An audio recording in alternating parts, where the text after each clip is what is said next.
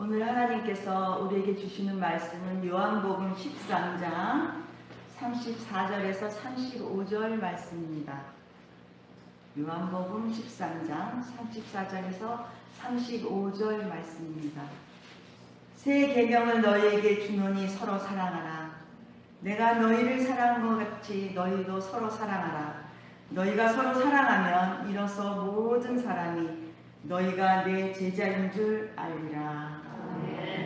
예수님은 우리에게 새 계명으로 서로 사랑하라고 말씀 주셨습니다. 서로 사랑하라는 말씀은 새롭게 계명으로 받을 만한 말씀이 아닙니다. 서로 사랑하라는 말씀은 구약 시대 때부터 있었던 말씀입니다. 그런데 예수님께서 서로 사랑하라고 새 계명으로 주셨을까요? 유대인들이 율법 중에서 어느 계명이 가장 크냐고 물었을 때 예수님께서 이렇게 대답하셨습니다. 마태복음 22장 36절에서 39절을 한번 찾아볼까요? 마태복음 22장 36절에서 39절 말씀입니다. 선생님, 율법 중에서 어느 계명이 크니까? 예수께서 이르시되 내 마음을 다하고 목숨을 다하고 뜻을 다하여 주 너의 하나님을 사랑하라 하셨으니 이것이 크고 첫째 되는 계명이요 둘째도 그와 같으니 내 이웃을 내 자신같이 사랑하라 하였으니 라고 말씀하셨습니다. 첫째는 주 너의 하나님을 사랑하라. 둘째도 이와 같으니, 중요한 게 뭐냐면요, 둘째도 이와 같으니 내 이웃을 내 몸과 같이 사랑하라입니다. 이 두 계명은 성경의 핵심입니다.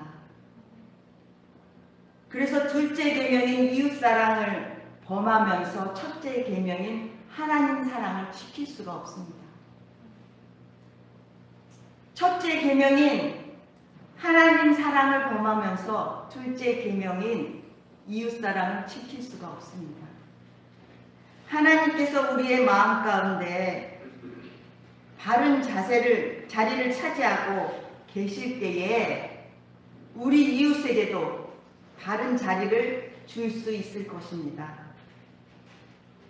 우리가 하나님을 최고로 사랑할 때만 우리는 우리 이웃을 우리 자신처럼 사랑하게 됩니다. 첫째나 둘째나 모두 똑같이 비중이 같아요. 어느 것이 더 크다고 말씀하시지 않으셨습니다.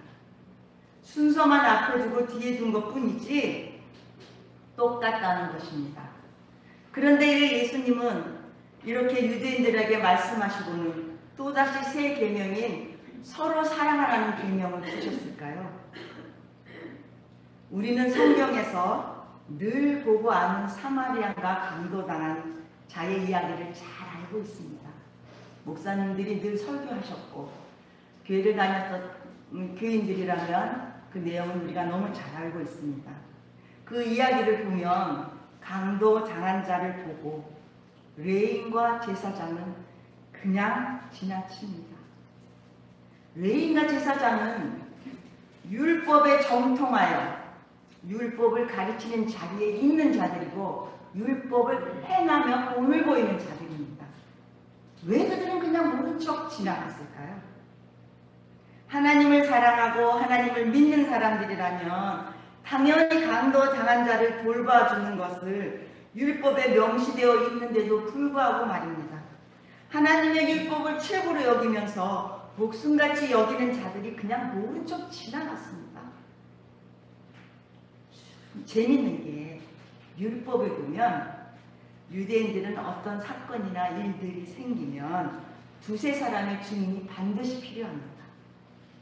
두세 사람의 증인이 없으면 아무리 중요한 일이나 선한 일을 할지라도 무효가 됩니다. 이런 율법을 중요시 여기니 어떻게 해요? 기도를 할 때는 큰 길에서 합니다. 우리 복음서에서도 많이 보셨죠? 교인들이 모이는 곳, 교인들이 볼 수 있는 곳에서 소리내어 거룩하게 기도합니다.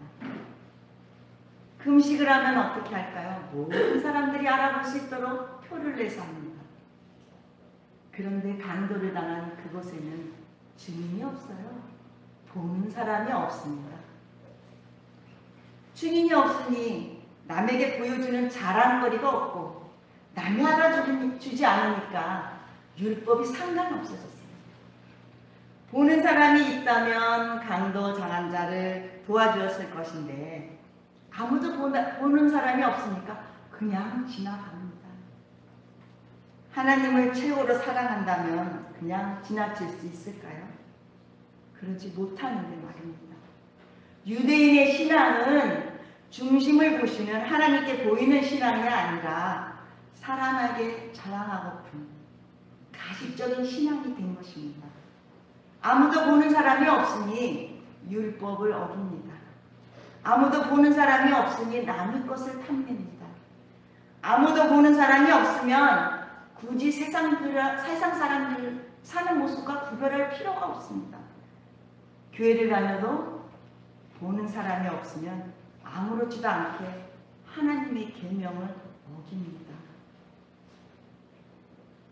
지금 우리 교회는 20%만 모여 예배를 드리고 있어요. 사실 코로나로 인해서 비대면으로 예배를 드린 지 1년이 지났습니다. 어떤 집사님이 이렇게 신앙생활을 하고 계시다고 말씀하시더라고요.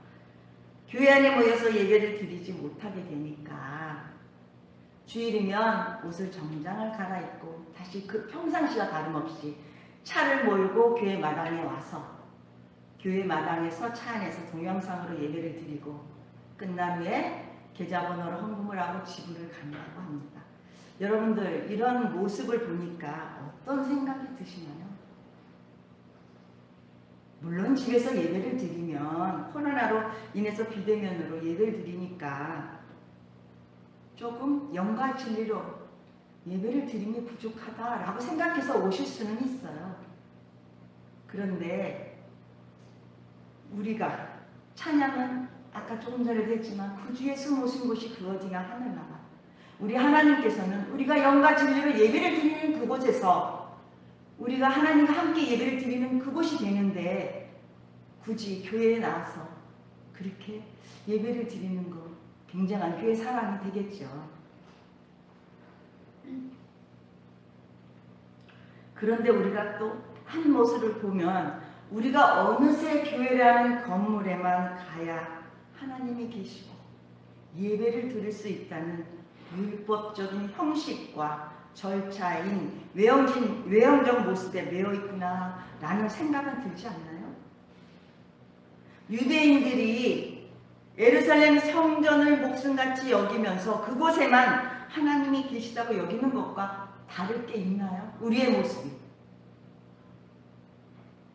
율법이 종이되어 사는 것이 마치 하나님 사랑과 이웃 사랑을 다하는 것으로 오해하고 신앙생활하는 것을 보신 예수님은 율법을 온전하게 다시 완성시키려고 새 계명을 주신 것입니다. 주일이면 교회 가서 예배드리고 헌금하고 교제하고 집에 돌아오는 그게 신앙생활의 전부라고 여기는 신앙생활을 지금 하고 있는 교인들에게 주시는 새 계명입니다. 내가 예배를 잘 드리면 세상 사람들에게 유익이 있나요? 내가 예배를 잘 드리면 하나님과의 관계는 바로 서겠죠. 내가 율법을 잘 지키고 하나님께 예배를 드린다면 이웃사랑이 전도가 될 수 있을까요? 물론 이 두 가지도 아주 중요합니다. 그러나 내가 정성스럽게 율법을 잘 지키고 하나님께 예배를 드리면 하나님 사랑은 이루겠지만 정작 하나님이 원하시는 이웃사랑은 이루지 못하고 있습니다. 온전한 율법을 이루지 못하고 있는 신앙인 것뿐이에요. 그렇다면 하나님께서 우리에게 계명으로 주신 하나님 사랑과 이웃사랑을 온전하게 잘 지키려면 어떻게 하면 잘 지킬 수 있을까요? 예수님이 새 계명으로 우리에게 다시 주신 서로 사랑하라는 것입니다. 서로 사랑하라는 것은 바로 내 이웃을 내 몸과 같이 사랑하라는 것입니다.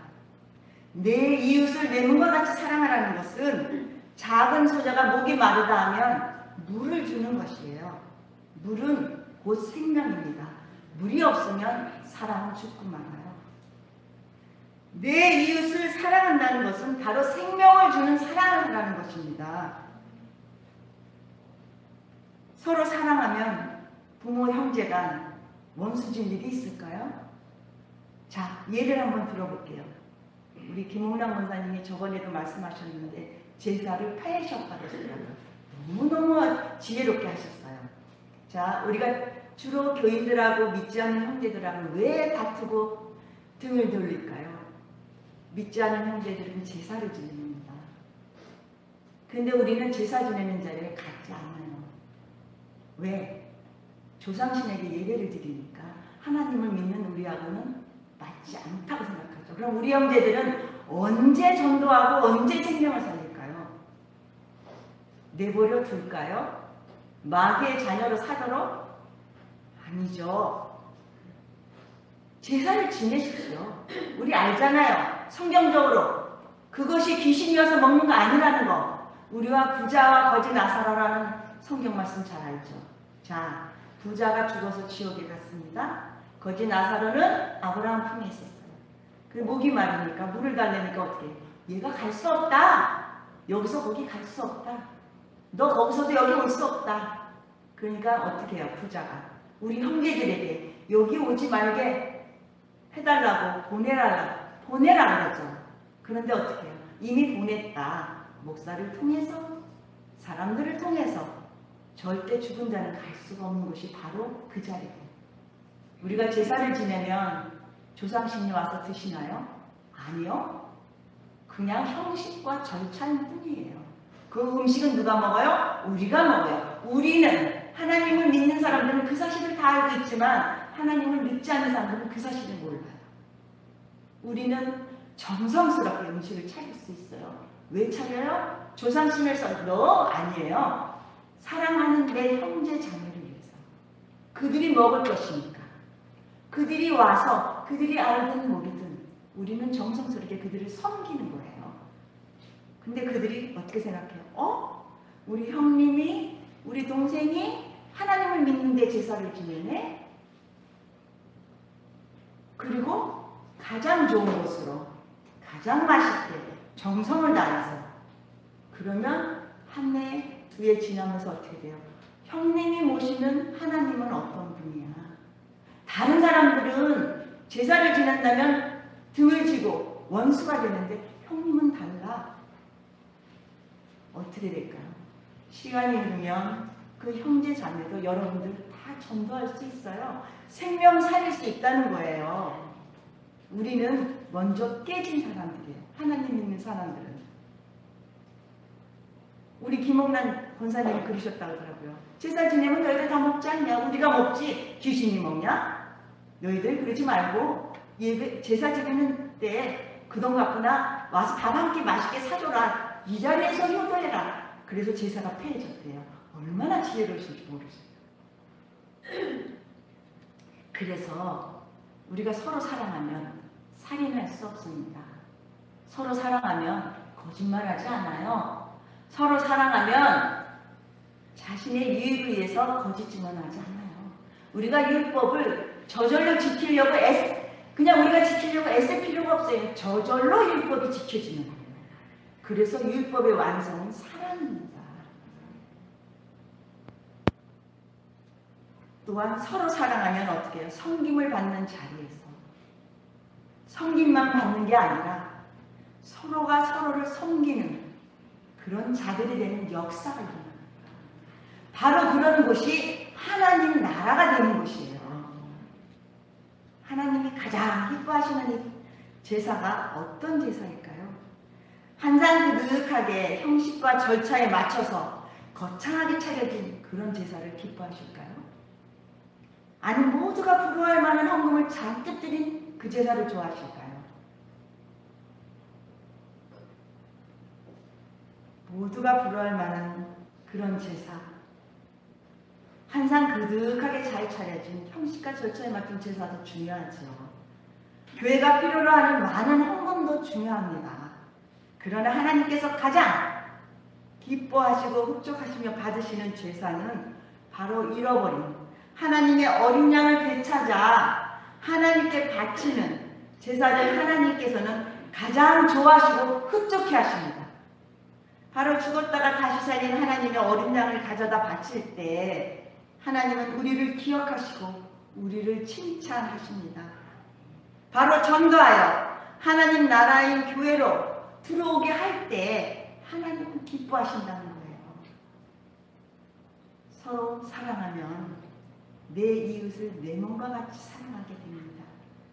내 몸과 같이 서로 사랑하면 강도당에 거의 다 죽게 된 사람은 누가 보든지 안 보든지 상관없이 생명을 살리는 역사가 일어나게 됩니다.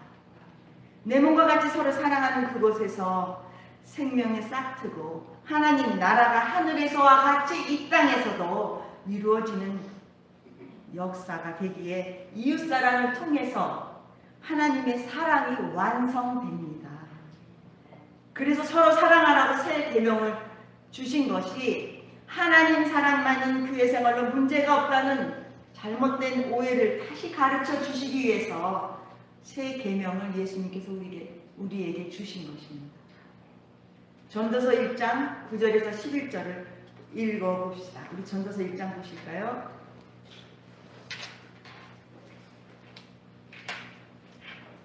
전도서 1장 9절에서 11절 말씀 읽어드리겠습니다.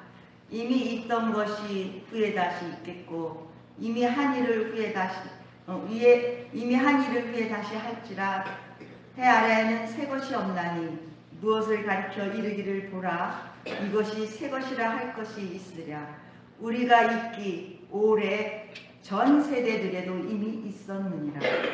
이전 세대들이 기억됨이 없으니 장래 세대도 그 세대들과 함께 기억됨이 없으리라.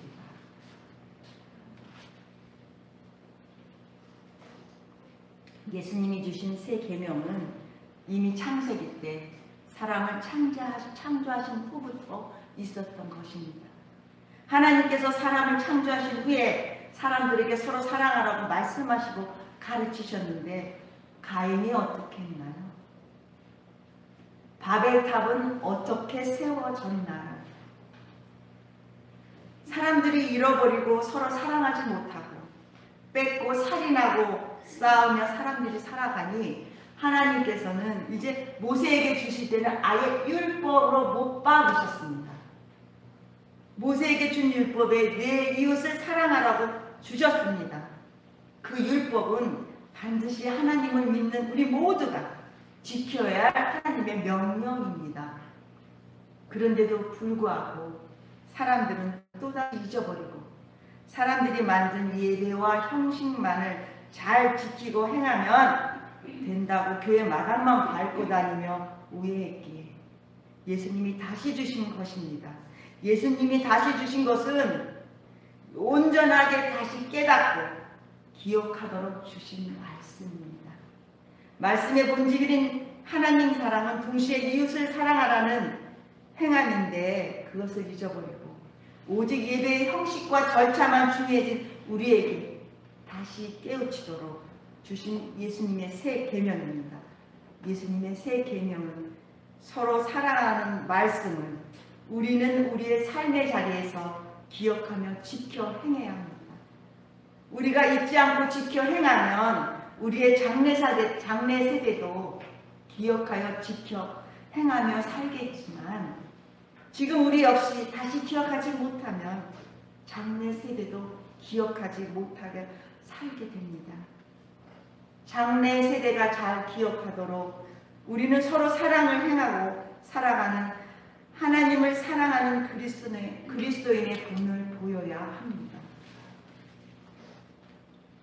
지금의 지축교회는 주님의 숲교회와 서부제일교회가 합병하여 다시 세워져가는 교회입니다. 지금은 두 교회가 지천진 목사님을 중심으로 하나로 잘 세워나가도록 서로 사랑하며 섬길 때입니다. 먼저 하나된 지축교회 교인들이 서로를 사랑하며 섬기며 하나님과 합력하여 선을 행하는 모습의 본을 보일 때 지축교회 장래세대 역시 하나님 나라를 이루는 교회로서 바르게 세워져 나갈 것입니다. 감사하게는 지축교회 담임 목사님인 지천님 목사님을 만난 것입니다. 제가 우리 지천님 목사님과 알게 된 지는 15년이 넘었지만 지천님 목사님이 서부제일교회 오시기 전에 4,000명 이상 모이는 교회에서 계셨습니다. 그 교회 교인들이 지금도 지천님 목사님을 기억하시기는 온유하시고 성경 말씀인 설교를 너무너무 잘하신다고 기억하고 있어요. 그리고 하나님의 바른 길을 가시는 목사님이라고 기억하고 있습니다. 제가 근데 너무 여기 와서 깜짝 놀란 건 뭐냐면 목사님이 모든 일에 솔선수범하신다는 거예요. 제가 여러 목사님을 모셨지만 목사님들은 그렇지 않아요. 제가 다른 목사님을 뭐 이렇게 하려고 한 건 아닙니다. 근데 대부분의 목사님들은 차려놓은 밥상에 오셔서 드시는 거예요. 우리 목사님은 먼저 나서는 걸 제가 봤습니다. 먼저 나서서 밭을 가르치고 먼저 나서서 나무를 오시고 교회를 늘 지켜가면서 교회를 돌보시는 모습을 보면서 저는 깜짝 놀랐어요. 이런 목사님을 모시고 사는데 이런 목사님 중심으로 지축교회가 세워져 가는데 이 지축교회가 복받은 교회 아니겠어요? 우리는 꿈을 꾸어야 돼요.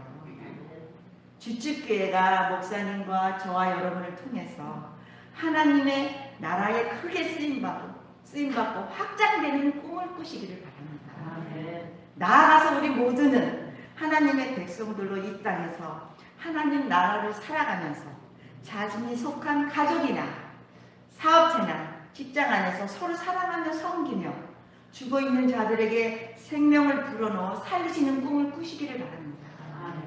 그렇습니다. 하나님 사랑, 이웃사랑의 믿음은 바로 우리의 삶 가운데서 함께 살아가는 사람들에게 우리의 이웃사랑을 통해 하나님 나라를 보게 하는 것입니다.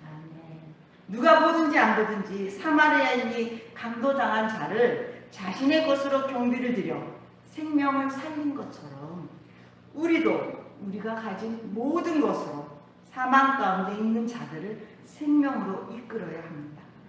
그것이 바로 이웃사랑이고 하나님 사랑이며 하나님 나라를 이루는 서로 사랑하는 자인 예수님의 계명을 따르는 제자된 모습입니다.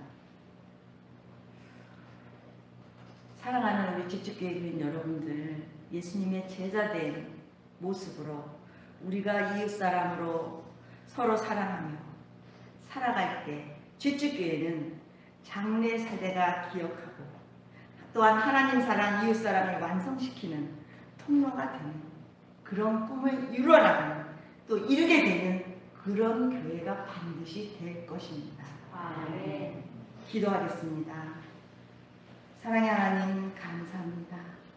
지금까지 하나님의 뜻을 잘 분별하지 못해 하나님 사랑을 오해하고 살았습니다. 깨닫지 못해 하나님이 기뻐하시는 산 제사를 드리지 못했던 우리를 용서해 주시옵소서. 이후로부터는 하나님이 가장 기뻐하시는 생명 살림을 위해 살기를 소망합니다. 자신의 삶의 자리에서 서로 사랑하며 섬기는 하나의 썩은 미랄이 되도록 늘 깨어 기도하여 기억하며 살아갈 수 있도록 인도하여 주시옵소서. 새 계명인 서로 사랑하라는 이웃사랑이 하나님 사랑인 것을 깨닫게 하신 예수님 이름으로 기도합니다. 아멘.